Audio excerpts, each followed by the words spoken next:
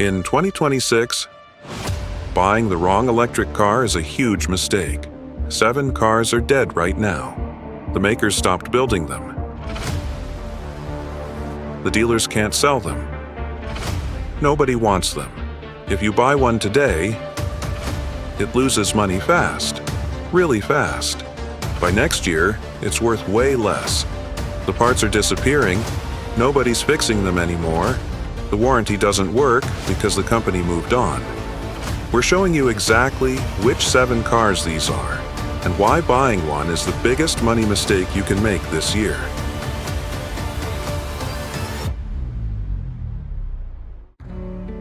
Number 7. Polestar 2.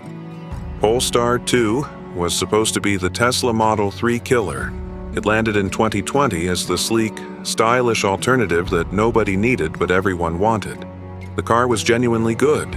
Critics loved it. Real drivers loved it. It had character. It had soul. It wasn't just another electric box on wheels. By 2024, Polestar refreshed the model. They upgraded it hard. The new version ditched the front-wheel drive motor and went rear drive. They added 50 miles of range, bringing the battery up to 320 miles total. They improved charging times dramatically.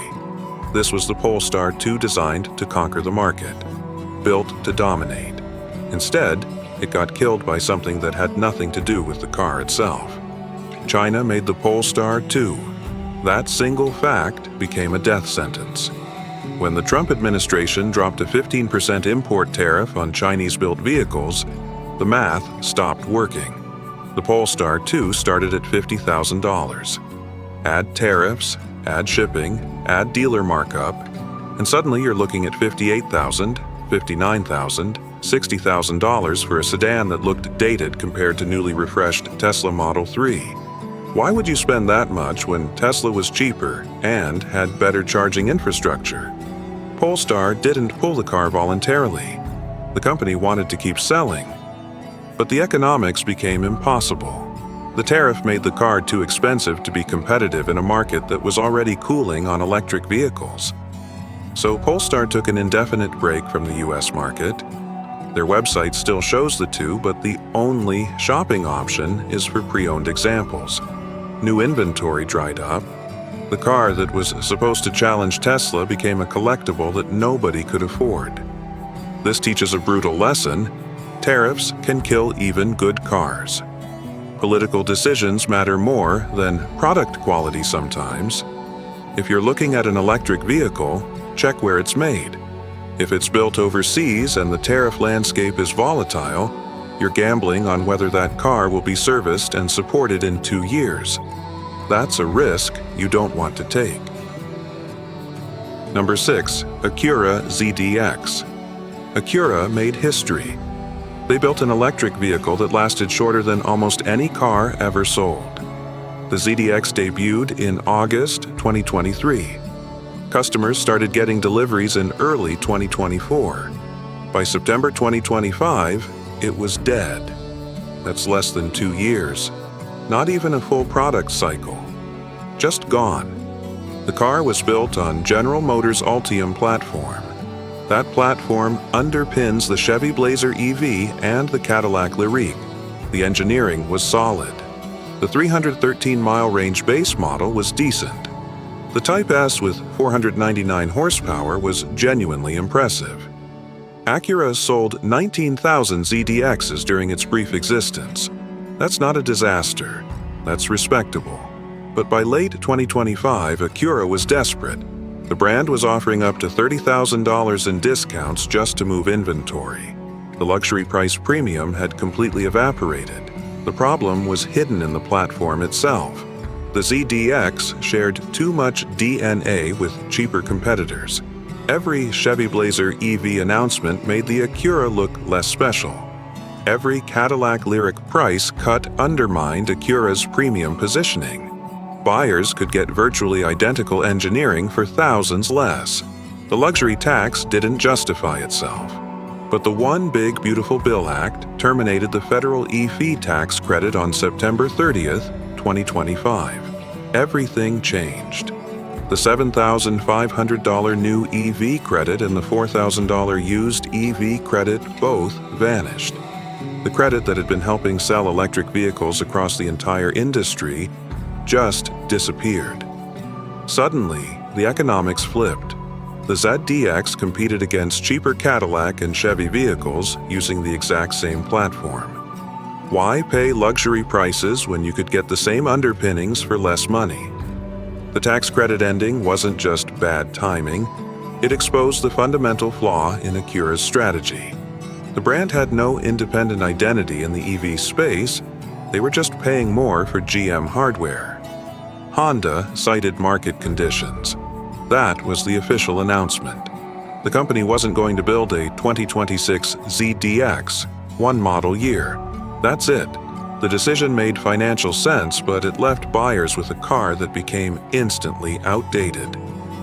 Your ZDX was the only generation before the platform was abandoned by its luxury brand owner.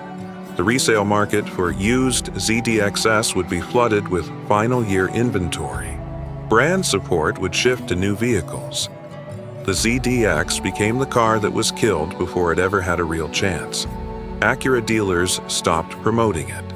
Manufacturers' incentives dried up. The ZDX vanished from showrooms almost immediately after the discontinuation announcement. Acura promised a new electric vehicle called the RSX. The production Acura RSX was launching in late 2026 on an in-house Honda platform. The ZDX was supposed to be the bridge into Acura's electric future. Instead, it became a cautionary tale about buying first-generation luxury vehicles built on borrowed platforms. The ZDX owners discovered this lesson too late. They bought premium vehicles that became generic overnight. The brand abandoned them. The platform survived under cheaper nameplates. The owners were left holding depreciating assets. Number 5. Mercedes EQE. Mercedes made beautiful luxury sedans for 100 years. Then they designed the EQE. The electric version was supposed to prove Mercedes could compete with Tesla. Instead, it proved that soap-shaped design doesn't belong on luxury cars.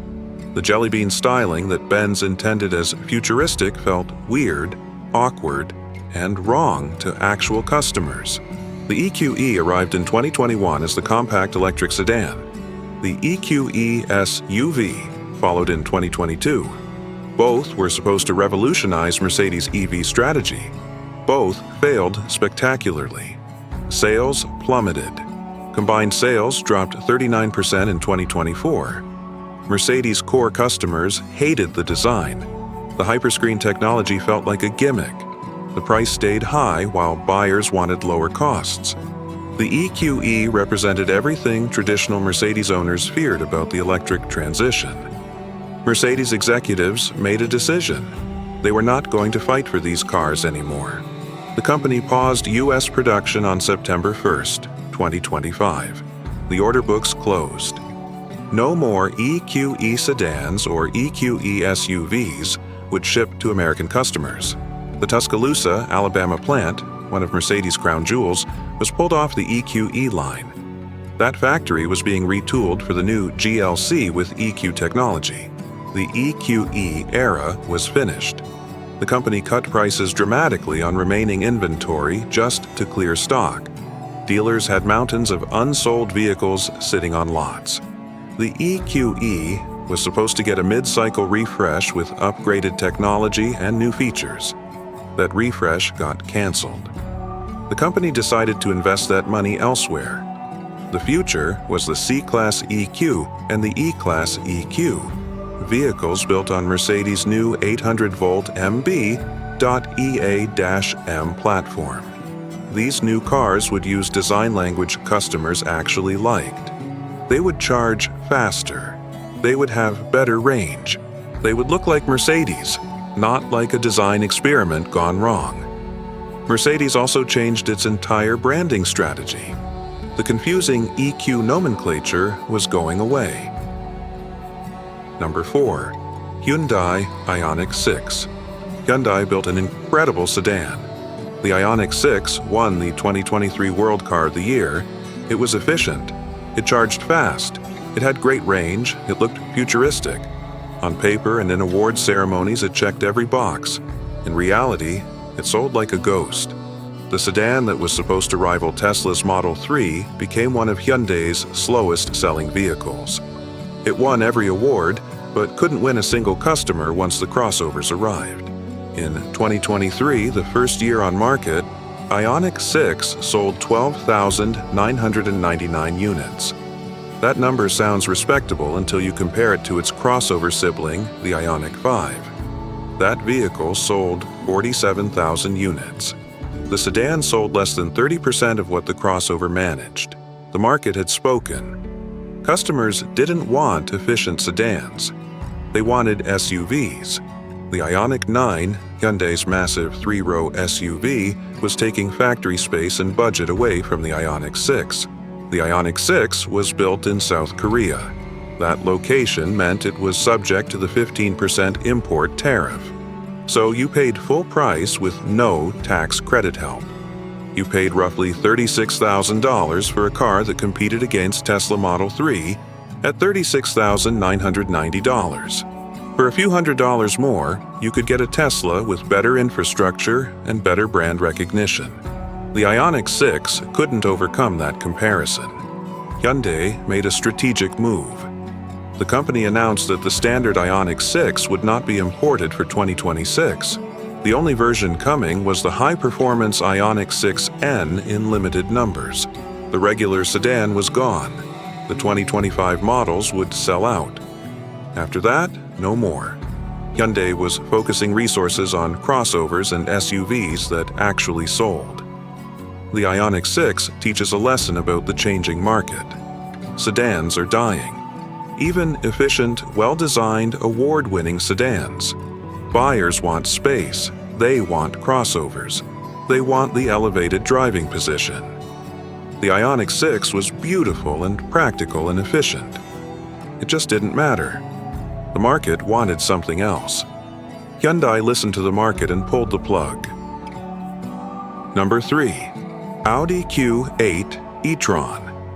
Audi built the Q8 E-tron in Brussels. It was a luxury electric SUV that meant something when it first arrived in 2019. It competed with the Mercedes EQS. It competed with the Tesla Model X. It was designed to prove that Audi could build compelling electric vehicles. For a while, it worked. People bought them. Then the market changed and nobody wanted Audi's expensive electric SUVs anymore. The car wasn't fundamentally bad. It charged at reasonable speeds. It had decent range. The interior was typical Audi. The problem was age. 7 years is ancient in EV years. The charging technology felt outdated. The battery underpinnings showed their age. The Brussels factory where Audi made it became a liability. The company decided to shut down that facility. Audi had bigger plans elsewhere. When your factory closes, your car dies. There's no way around it. Audi couldn't move Q8 e-tron production to a different plant. The vehicle was designed for that Brussels facility. The tooling was there. The supply chains were there. Moving production would have cost more than killing the car and moving on. So that's what happened. The Brussels Q8 E-tron ran out the clock and the factory closed in February 2025. Audi had other electric SUVs in development. The brand had new platforms coming. They had fresh designs ready to launch. The Q8 E-tron didn't fit into Audi's future vision. It was a car from the previous generation of electric vehicle engineering. The company wanted to move forward, not maintain a legacy model that cost money to keep alive. Consumer Reports had ranked it as the luxury EV with the lowest customer satisfaction. The owners who did buy one reported solid reliability. But there was never going to be enough of them to justify keeping the car alive.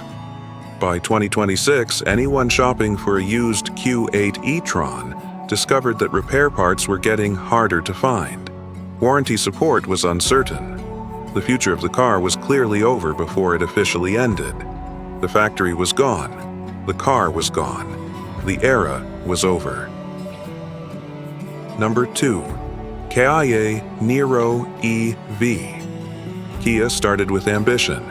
The Niro EV was affordable. It was practical. It was supposed to democratize electric vehicles.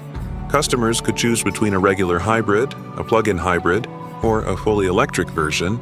That flexibility was designed to appeal to everyone. It appealed to almost nobody. The Niro EV became a forgotten vehicle in Kia's own lineup. The specs tell the story. The Niro EV had a single electric motor producing 201 horsepower. The 64.8 kilowatt-hour battery gave 253 miles of range. The starting price was $41,195. That price was the problem. You could buy a Hyundai Ioniq 5 for $36,600. Same parent company, better platform, better technology, more range, less money. Kia introduced new electric vehicles. The EV3 came to market as the Niro killer. Cheaper price, faster charging. Built on the dedicated eGMP platform that the Niro EV couldn't match. The EV4 was planned, the EV5 existed. All of these vehicles made the Niro EV look outdated. Why would anyone buy the old technology when new versions were better and cheaper? Kia's own lineup made the Niro EV irrelevant. In early 2026, Kia refreshed the Niro.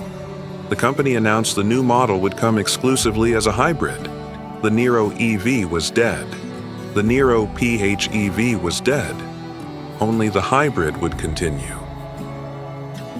Number 1. Nissan Ariya.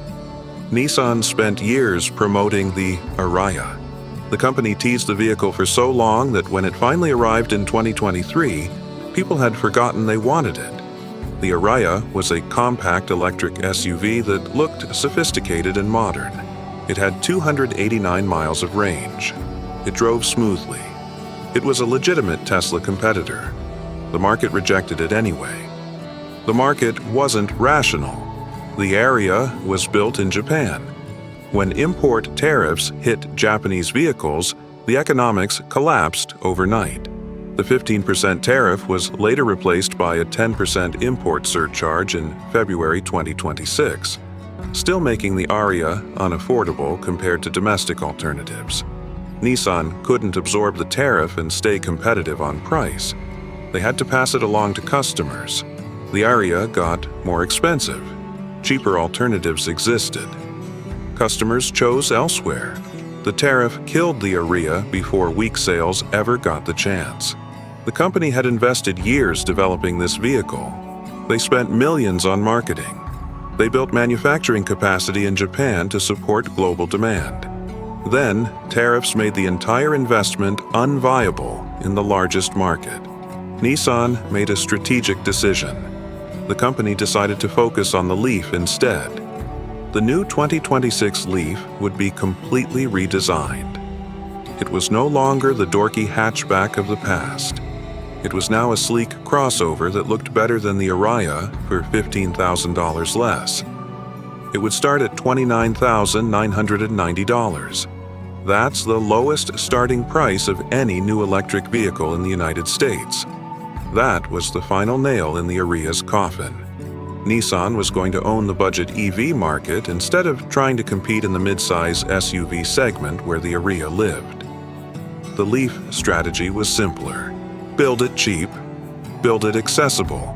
Don't fight for premium positioning, just dominate the entry-level market where most buyers actually shop. The Ariya got paused. Nissan called it a pause, not a permanent discontinuation. The company said no decision had been made about 2027, but pauses often become permanent. The Japanese automaker was reallocating all resources to the Leaf.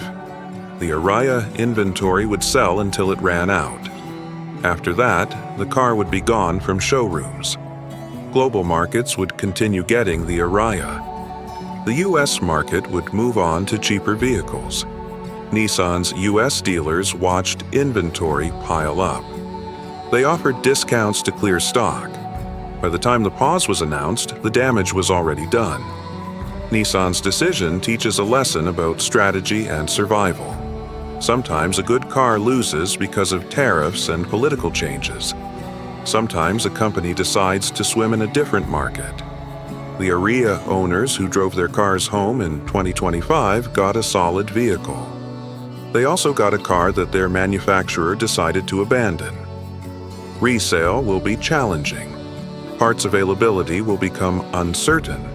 Nissan dealers will phase out Ariya service as inventory dries up. The Leaf will get all the attention and all the resources. The Ariya becomes a forgotten chapter in Nissan's electric vehicle story.